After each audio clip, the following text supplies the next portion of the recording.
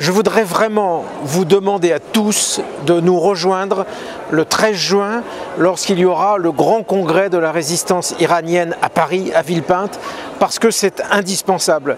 Dans le contexte actuel où on parle de l'Iran tous les jours, où il y a cette négociation qui, de mon point de vue, n'est pas encore aboutie et qui doit continuer dans les prochaines semaines pour, en particulier, la question des rapports entre les 5 pays du Conseil de sécurité de l'ONU, plus l'Allemagne et l'Iran, il faut que nous montrions, nous les démocrates, que d'une part, évidemment, nous n'oublions pas la résistance iranienne, mais que même elle doit être dans nos pensées en permanence, parce que de toute façon, c'est elle qui est l'avenir de l'Iran.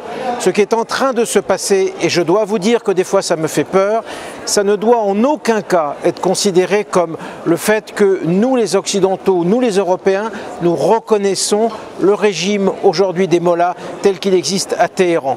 Alors je le dis franchement, je serai à ce rassemblement. J'espère que nous serons extrêmement nombreux, à la fois pour soutenir la résistance iranienne, mais pour dire aussi que nous avons besoin d'elle. Nous avons besoin d'elle parce que le combat pour la démocratie, c'est un combat planétaire. Il n'y a pas de décomposition nouvelle du monde, des zones qui appartiendraient à telle influence et d'autres à telle autre. Cette réelle politique-là, je n'en veux pas.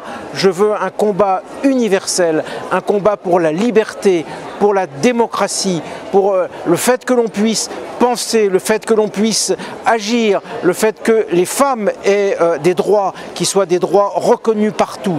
Et pour cela, évidemment, l'Iran, qui est ce pays magnifique, qui a cette histoire considérable, ne peut pas être oublié. Soyons avec les Iraniens libres, soyons avec la résistance iranienne, parce que la résistance iranienne est avec nous. Rendez-vous tous le 13 juin à Villepinte.